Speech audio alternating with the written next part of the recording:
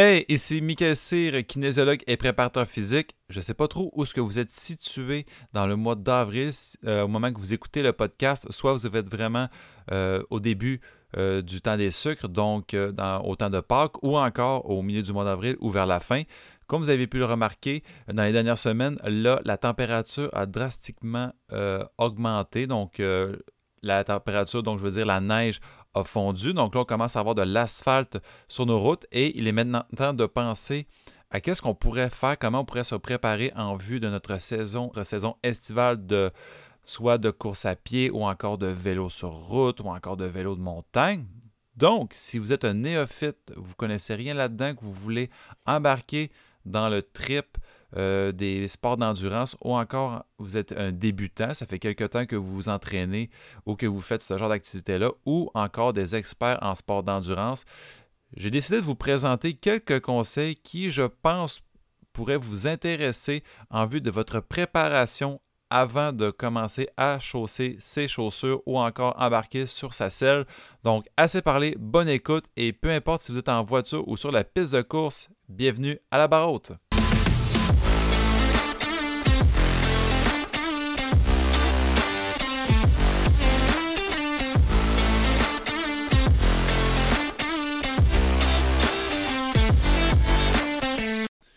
Donc, c'est parti. Pour le premier conseil, je vais faire ça selon deux catégories. La première catégorie va être surtout reliée aux gens qui font du vélo, que ce soit du vélo de route ou encore du vélo de montagne. Et la deuxième catégorie va être surtout axée sur la course à pied. Donc, le premier conseil en vue de sa saison estivale de sport d'endurance est surtout de vérifier votre équipement. On va commencer par quelques points à respecter par rapport au vélo. Le premier point qu'il faudrait surtout vérifier, c'est surtout la pression des pneus et l'usure. Donc, la fin de la saison, on a fait, je ne sais pas moi, exemple, 1000 km au total de vélo. Je donne un chiffre fictif, c'est pas du tout la réalité. Des fois, ça peut être 200 km, 50 km, ça dépend de vous. La première chose, dans le fond, par rapport à la pression des pneus et l'usure, on veut s'assurer que le pneu ne dégonfle pas aussi vite qu'à l'habitude. Donc, s'il vous dégonfle un peu plus vite aussi, ce serait un problème, mettons, dans les courses qu'on fait des longues distances, puis aussi au niveau de l'usure. Donc, il y a quelques conseils que je peux vous donner par rapport à l'usure des pneus. Le premier, c'est surtout de vérifier aussi, mettons, l'allure du pneu, très simple. Est-ce qu'il y a des déformations? Est-ce qu'on constate des fissures ou encore des trous? Pour vraiment vérifier, entre autres, l'allure, ce serait de gonfler les pneus au maximum, OK? Ou ce qu'on peut voir, si jamais il y a des déformations qui sont protubérantes qu'on puisse remarquer sur le coup.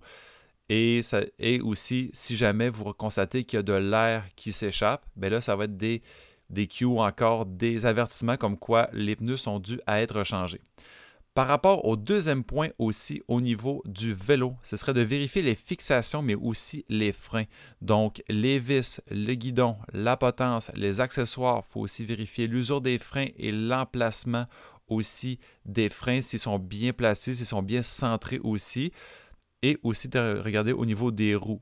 Donc, quand on ajuste ces roues, par exemple, quand on les replace, mettons que là, on fait du vélo à l'intérieur, par exemple, qu'on a un support d'entraînement pour vélo, puis que là, il est temps de poser son vélo. Mais ce serait de vérifier, d'abord de laisser laisser rouler la roue à vide, donc sans surface, sans pression, pendant au moins 10 à 15 secondes. Si vous constatez que la roue arrête de rouler tout seul avant 10 secondes, c'est peut-être parce que votre fixation au niveau de la roue est trop serrée, donc il va falloir la desserrer aussi, puis des fois l'ajuster avec un peu de pression au niveau de la main pour voir si la roue peut débarquer.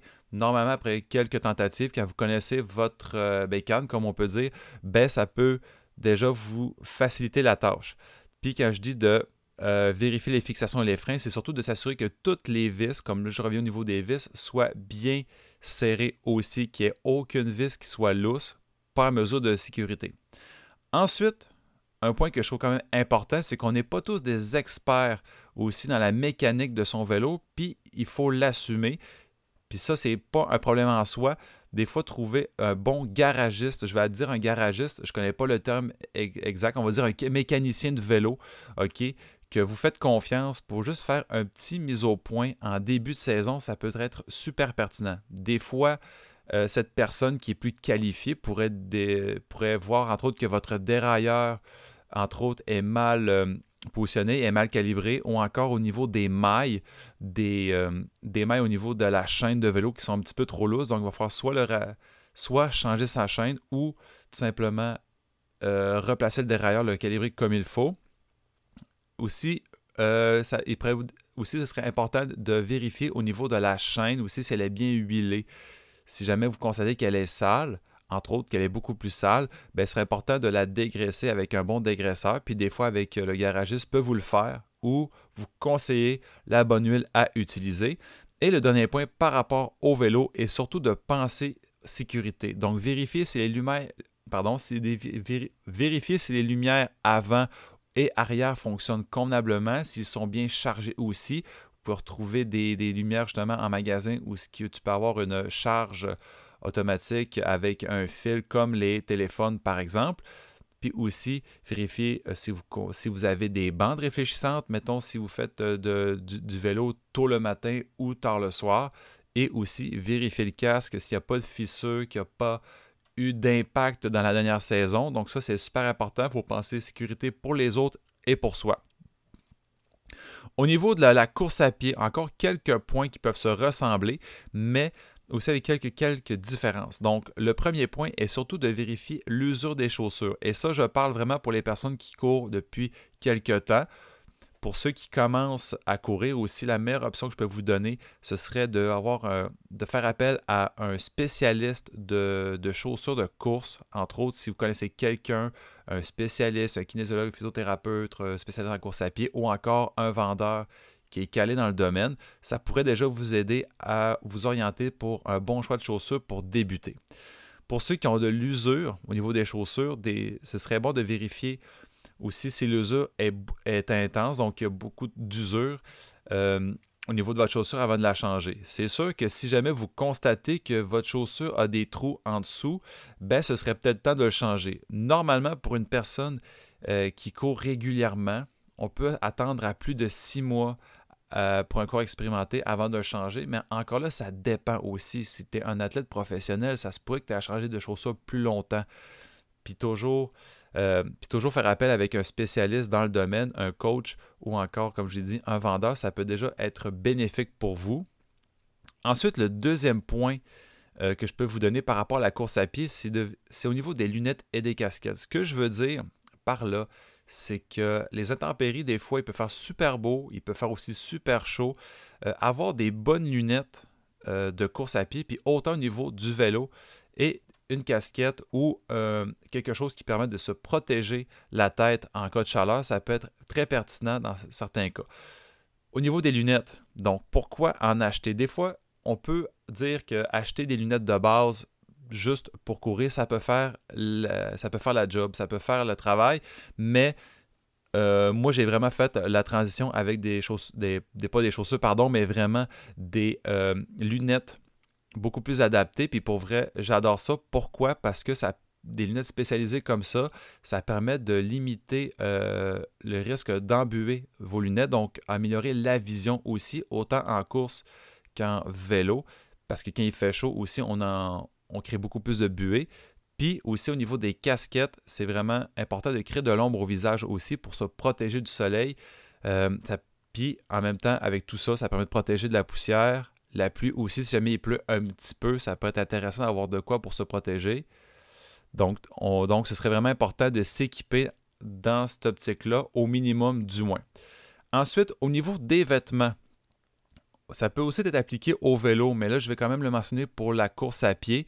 C'est que savez-vous qu'en moyenne, quand on fait un effort physique, le corps peut augmenter de température pour à peu près un maximum de 1 degré à l'effort. Puis ça, c'est tout à fait normal. Dans le cas d'une température beaucoup plus élevée, par contre, c'est important d'avoir des vêtements qui sont respirants, qui permettent de ne pas retenir trop l'humidité aussi, puis qui sont confortables. Un truc que je peux vous donner, c'est quand vous vous habillez en vue d'un sport ou en vue d'un entraînement extérieur, par exemple, ce serait de porter des vêtements comme si un kit ou un ensemble qui vous permettrait de faire du sport comme s'il faisait 10 degrés au-dessus, étant donné que la température du corps va augmenter, mais le froid que vous ressentez ou la chaleur que vous ressentez risque d'être différente. Donc, c'est important d'avoir des vêtements un petit peu plus légers en vue de s'adapter à l'effort par la suite. Et aussi, le dernier point que je peux donner, ce serait le choix d'une nouvelle chaussure. Le plus important, ce serait de faire un recueil ou encore de se rappeler aussi des sensations qu'on vivait au niveau du pied, au niveau de la course, avec les chaussures qu'on avait auparavant. Si jamais vous constatez que vous n'avez pas subi de douleur ou que vous avez eu presque aucun changement, rien de vraiment majeur, bon, ce serait important quand on magasine sa chaussure, ce serait de rester sur le même type de chaussure si jamais il y a peu de douleur. Si jamais vous avez constaté qu'il y a des douleurs parce que ça peut arriver, parce que vous faites du sport de façon répétitive, mais là, ce serait important de s'adapter, d'avoir peut-être des chaussures beaucoup plus convenables et encore là, avoir un spécialiste dans le domaine de la course à pied pourrait être un très bon outil pour que vous profitiez au maximum de votre course ou encore de votre sport de vélo.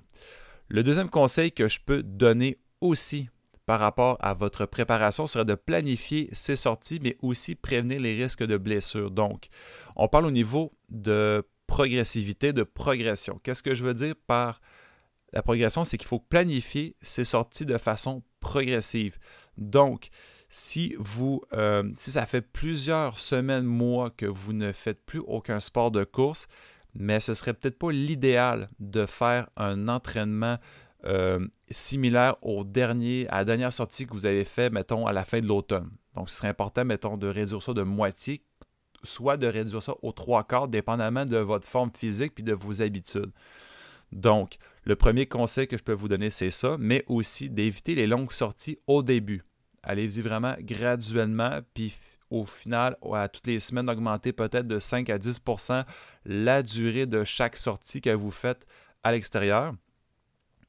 Donc, au lieu de faire une longue sortie, ce serait de faire plusieurs petites sorties. Donc, par exemple, si vous faites une longue sortie la fin de semaine de 50 km, par exemple, en vélo, mais ce serait peut-être d'échelonner ce 50 km-là en plusieurs sorties, par exemple, de 2 ou de 3 sorties en moyenne 15 à 20 km, par exemple, pour commencer à s'habituer tranquillement à l'effort répété. Ensuite, un dernier point que je vais vous donner par rapport au niveau de la progression, c'est que quand vous faites un exercice qui est d'endurance, qui est plus cardiovasculaire, le corps, le cœur, les poumons vont s'améliorer rapidement, beaucoup plus que le système musculo-squelettique, donc les muscles, les articulations. Donc, c'est très important aussi au niveau de la progression d'y aller par intervalle et pas tout faire ces séances dans la même journée. Pourquoi? Parce que, oui, comme je vous l'ai dit, le cœur, les poumons vont s'améliorer beaucoup plus rapidement, mais c'est ça l'histoire, c'est qu'on va se sentir apte à aller beaucoup plus loin, mais le système des muscles et des articulations, eux, ne seront pas prêts tout de suite. Donc, ce serait simplement de laisser son orgueil de côté, par exemple, ok, c'est juste une façon de parler, et de tout simplement, tranquillement, adapter son corps en vue d'un effort de plus longue durée. Ensuite, par rapport au deuxième conseil, comme je le rappelle, est de planifier ses sorties et prévenir les risques de blessures. C'est surtout de prendre le temps, ok, avant la saison officielle, on va dire, avant l'officialisation de la saison, de renforcer les régions musculaires qui sont à risque. Principalement, on peut beaucoup parler du bas de corps, donc les genoux, les articulations de la cheville, entre autres. Il y a aussi le dos, les hanches. Donc, pour les renforcer, il y a les programmes d'entraînement qui sont spécifiques à ça. Il y a aussi des professionnels qui peuvent vous aider justement à limiter les risques de blessures et à préparer vos corps en vue de ces types d'activités-là. Puis ensuite, le dernier point par rapport aux conseils que je viens de vous donner, c'est surtout de planifier ces périodes de récupération. Donc, on veut bien faire. OK? On veut faire de l'exercice, on veut faire notre passion qui est la course à pied, qui est le vélo. C'est parfait comme ça, mais il faut aussi planifier ces périodes de récupération.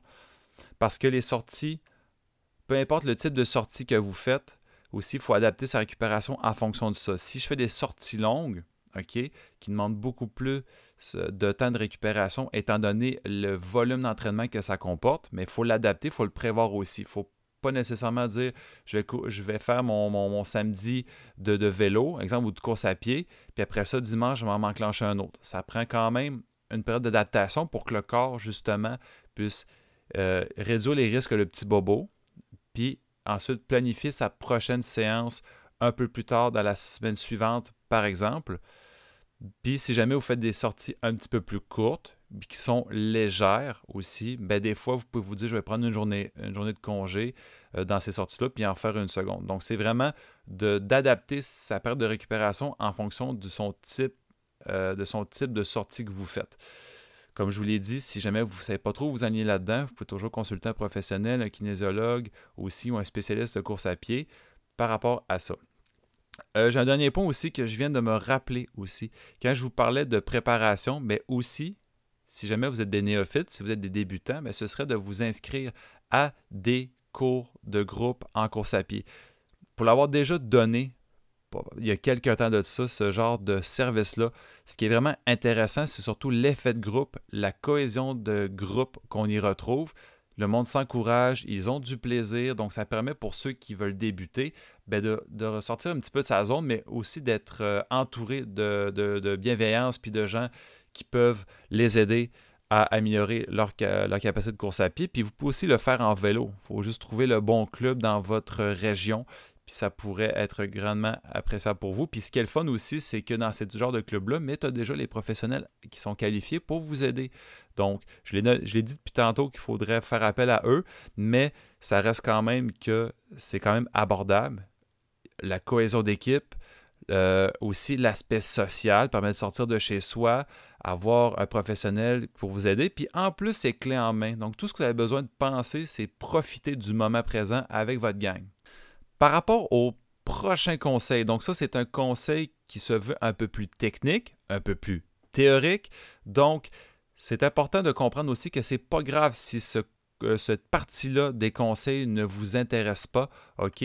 Vous pouvez passer et aller au conseil numéro 4, il n'y a aucun souci, mais pour ceux qui veulent comprendre un peu plus comment le corps fonctionne, vous pouvez rester avec moi.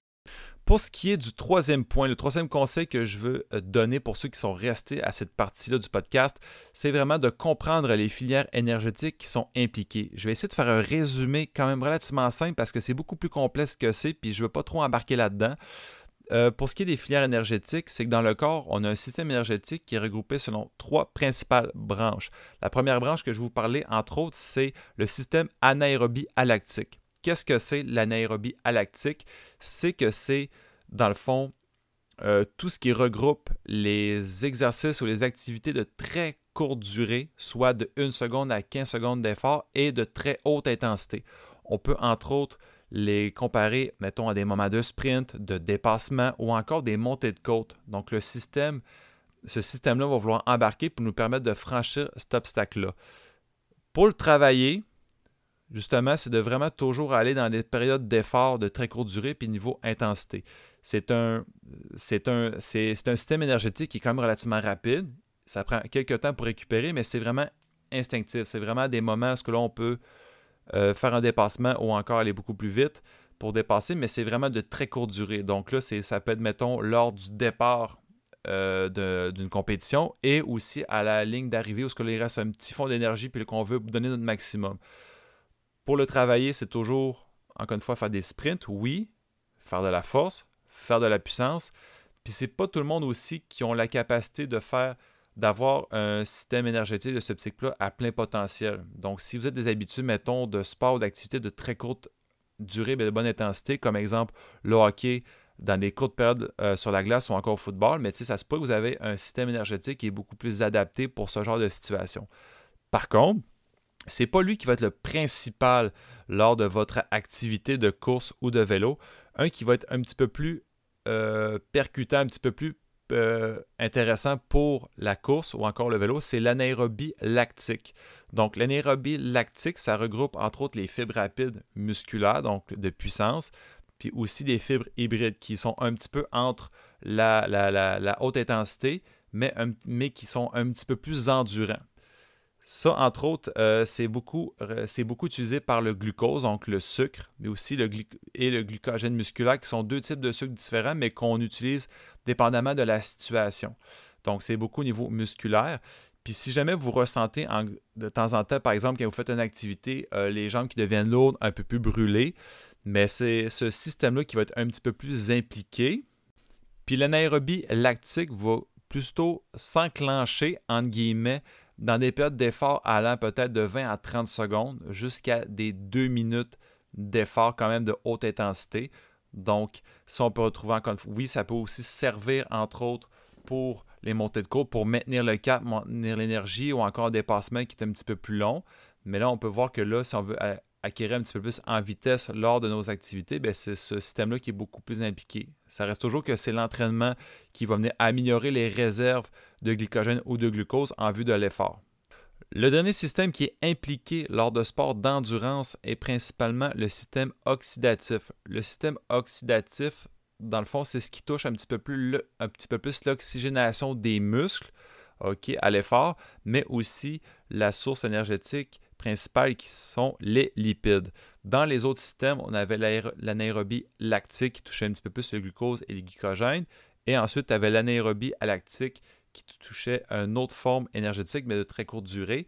Pour ce qui est du système oxydatif, donc l'intérêt au niveau des lipides, c'est surtout parce que c'est une forme de source d'énergie qui est emmagasinée en très grande quantité dans le tissu adipeux, dans le corps humain, dans le fond. C'est pour ça qu'on a une très grande quantité puis qu'on est capable d'effectuer, mettons, des tâches ou des efforts de très longue durée, mais pas de très haute intensité.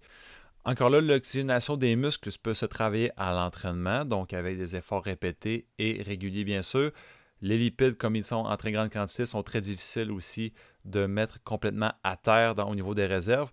Puis ce qui est bon à retenir aussi, c'est que dans ces trois systèmes-là que je vous ai donnés, c'est qu'il n'y a jamais un qui va travailler uniquement. Les trois vont toujours travailler ensemble en fonction de la situation. Comme je vous l'ai dit, si vous êtes dans une zone plane, une zone plate en course à pied, puis vous n'avez pas besoin de dépasser quelqu'un, mais c'est sûr que le système oxydatif va venir soutenir l'effort de très longue durée, mais pour ce qui est de générer de la puissance, générer par exemple un petit peu plus de pushing pour soit améliorer ses performances en tant que tel, mais là ça va être l'anaérobie lactique qui va entrer un petit peu plus en jeu.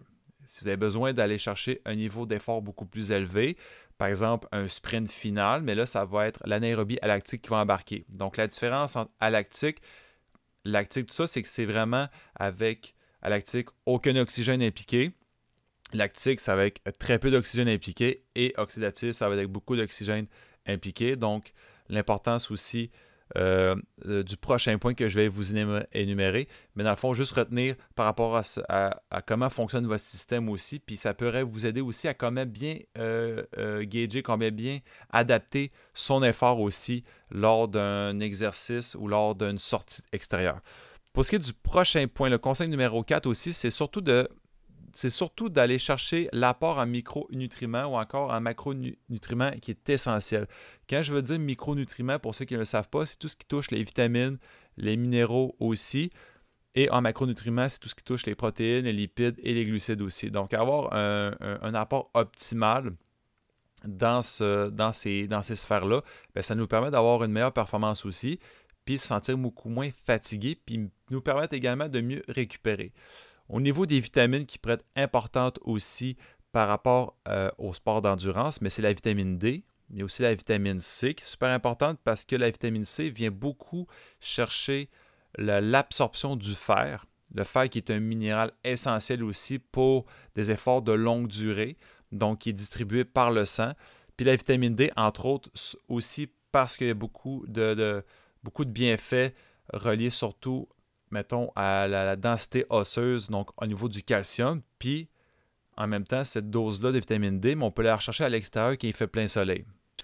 Le prochain point par rapport au conseil que je pourrais vous donner, c'est de s'assurer que votre consommation ou votre apport en fer et en calcium est adéquat. Il y a plusieurs d'autres types de minéraux, mais je voulais vraiment prendre le temps de discuter de ces deux minéraux-là. Le fer, entre autres, parce que le fer va nous permettre d'avoir une meilleure oxygénation au niveau des muscles. Ça se transporte par le sang, donc le sang va être beaucoup plus oxygéné. Donc nos performances vont beaucoup plus s'améliorer sur des longues périodes.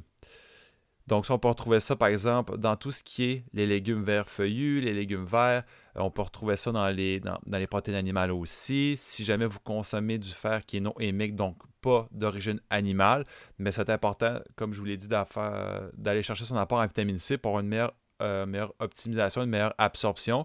Et au niveau du calcium, pas nécessairement pour la densité osseuse, donc pas pour améliorer nécessairement la densité osseuse, oui, mais c'est surtout pour aller chercher euh, une meilleure contractilité du muscle. Ça veut dire que le calcium, pour ceux qui ne le savent pas, c'est une molécule, okay, c'est un minéral qui est essentiel pour la contraction du muscle. Si on a du calcium en bonne quantité, mais notre muscle va pouvoir se contracter de façon optimale. Donc, lors d'un pédalage ou d'un mouvement de course à pied, bien, ça pourrait être intéressant de prendre ça en compte. Le prochain point aussi, c'est d'augmenter son apport en électrolytes. En électrolytes, principalement, ceux qu'on retrouve, c'est le sodium et le potassium. Puis pourquoi en électrolytes? Bien, c'est tout simplement pour s'assurer d'avoir un échange convenable, donc un apport convenable au niveau du sodium et potassium pour éviter soit d'être en déshydratation ou être trop hydraté. Par exemple, si notre apport en eau est excessif, intense, puis qu'on n'a pas de sodium pour contrebalancer, mais là, ça pourrait créer des dommages aussi. Puis c'est important également de prendre ça en compte lors de températures chaudes ou de plus longue durée. Parce que on veut éviter de se déshydrater. Et quand on est déshydraté, savez-vous qu'à peu près, si on est déshydraté à 1% de comparer habituellement, mais là, ça va nous réduire nos performances de 10%. Si on tombe à plus encore, mettons qu'on peut aller jusqu'à 10 ou 20% de déshydratation, mais là, c'est extrêmement dangereux. Donc, il faut prendre ça en compte quand on fait une sortie, donc avoir une boisson adéquate qui contient du sodium et du potassium. Le ratio approximatif, ce serait de 2 grammes de sodium pour 3,5 grammes de potassium. De toute façon, vous pouvez retrouver ça dans les breuvages normaux, soit du Gatorade, du Powerade, mais ça ne reste pas non plus les plus optimaux. Ce qui est important aussi à prendre en compte, c'est quand on fait du sport d'endurance, mettons encore une fois de longue durée, comme je vous l'ai dit, c'est vraiment d'aller chercher un apport en glucides continu pendant l'effort. Pourquoi? Pour maintenir son énergie. Parce que, comme je vous l'ai dit, comparativement au système oxydatif, où ce que là, la quantité de lipides disponibles est presque comment je pourrais dire ça, est presque illimitée. Mais là, ça voudrait dire que le glucide, par contre, lui, ne l'est moins. Il est moins limité, donc illimité, pardon, il est plus limité. Donc, il faut aller chercher des apports continuels si on fait des sorties de longue durée ou encore si on fait des entraînements par temps chaud. Donc, l'idéal au niveau de la consommation, c'est aller chercher soit 6 grammes par 100 ml d'eau pour des séances de plus d'une heure. Donc, une consommation de 60 grammes par heure en max, puis c'est ce que le corps est en mesure d'absorber au maximum. Si jamais vous avez en tête de faire des séances beaucoup plus intenses pour les personnes un petit peu plus expertes qui veulent s'entraîner en faisant une compétition ou quoi que ce soit dans ce genre-là, mais ce serait de prévoir dans les 36 heures avant la session intense de prendre 4 à 6 grammes par kilo de poids en moyenne de glucides aussi avant l'effort, ou encore un maximum de 10 grammes par kilo de poids. Puis encore, c'est de le prendre dans les 36 heures. On ne veut pas prendre d'une seule traite. Ça pourrait être difficile pour l'organisme de digérer tout ça. Ensuite, ce qui est très important aussi à mentionner par rapport à l'apport en macronutriments, là, j'ai parlé de glucides, mais c'est aussi de parler de lipides. Les lipides, surtout au niveau des oméga 3. Pourquoi? Parce que quand on fait un effort, peu importe l'effort de moyenne durée ou de moyenne intensité, et plus encore, mais le système, lui, il tombe en période inflammatoire pour s'adapter. Okay? Au niveau de la récupération, ce qui pourrait être intéressant, c'est d'aller chercher des molécules d'oméga 3 ou encore qu'on peut retrouver dans le poisson, entre autres, dans les saumons, dans les poissons gros surtout, ou dans les gélules, pour, entre autres, limiter l'apport, mais surtout limiter, disons, l'inflammation. Donc, permet d'avoir une récupération un petit peu plus rapide. C'est sûr que ça ne peut pas faire de tort aussi. Puis si on viendrait le coupler avec, par exemple, des aliments qui sont riches en antioxydants pour nous permettre, entre autres, de maximiser l'effet alloué, mettons, à ce type de lipides-là. Je n'irai pas plus dans les détails. Si vous voulez plus d'informations, il est toujours intéressant de faire appel à un nutritionniste. Rappelez-vous que l'alimentation est un concept qui est en constant changement, donc avoir un professionnel qui est toujours à jour dans le domaine, ça peut toujours être pertinent pour vous. Puis si jamais vous avez un petit creux où vous avez faim avant de faire une séance d'entraînement, par exemple, il y a toujours un guide que vous pourriez vous référer aussi. Donc, il se retrouve très facilement. Donc, je vous conseille d'aller voir, par exemple, la clinique du coureur aussi, où il y a ce type de guide-là pour qu'est-ce que tu devrais manger, dépendamment de l'heure avant l'effort. Donc, les guides, surtout, c'est surtout adapté, par exemple, par les délais de 3 à 4 heures avant. Donc là, on parle d'un repas complet qui est riche en glucides, modéré en protéines, mais aussi pauvre en matières grasses. Puis plus on se rapproche de la séance, moins l'apport en protéines et moins l'apport en lipides va être important. Ça va être surtout l'apport en glucides qui va prévaloir sur le reste. Donc de 2 à 3 heures avant, on parle d'un repas léger ou d'une bonne collation qui est riche en glucides. 1 à 2 heures avant, ce serait des collations contenant principalement des glucides et encore très faibles en protéines. Puis moins d'1 heure avant, c'est principalement des glucides pour aller chercher son énergie adéquate en vue d'un effort. Le dernier point aussi que je vais vous donner, donc je pense que ça, je voulais le mettre en finalité du podcast. Donc le dernier point que je vais vous donner, donc le dernier conseil, c'est vraiment de découvrir le pourquoi ou encore de se rappeler du pourquoi on fait ça, OK? Et quelle importance vous voulez mettre à votre objectif ou encore à votre action que vous voulez poser. Donc, le pourquoi, par exemple, je pourrais parler pour moi-même, entre autres, pourquoi j'aime ça aller sortir en vélo à l'extérieur en plein été. Bien, premièrement, c'est le feeling, justement, ce côté seul au monde, ou ce que là, tu profites du moment présent. Aussi, tu peux aller chercher un effort beaucoup plus faible comparativement, mettons, à la course à pied, puis beaucoup plus profiter des sensations du soleil chaud, de l'odeur de la forêt, par exemple, des champs, et ainsi de suite. Donc ça pourrait être un pourquoi vous faites ça, puis c'est surtout un pourquoi qui vient chercher votre motivation qui est intrinsèque, donc les bénéfices que vous retrouvez par rapport à votre activité. Ça peut être d'autres raisons aussi, mais ce sont des raisons qui vous permettent, entre autres, de sortir de votre maison puis aller faire votre séance tant souhaité aussi.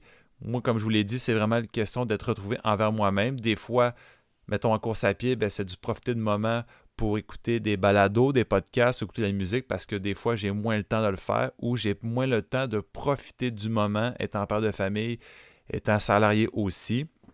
Donc, c'est vraiment de prendre ce moment-là pour vous, de vous poser la question et de l'importance que vous voulez faire par rapport à ce moment-là. Donc, si vous dites que c'est pas si important que ça, que j'y ai de temps en temps, c'est bien correct, puis ainsi de suite, c'est bien parfait comme ça. Si vous avez d'autres priorités, il n'y a aucun problème. Mais si jamais votre importance est beaucoup plus élevée, mais vous allez porter une plus grande attention aux bénéfices associés à ça.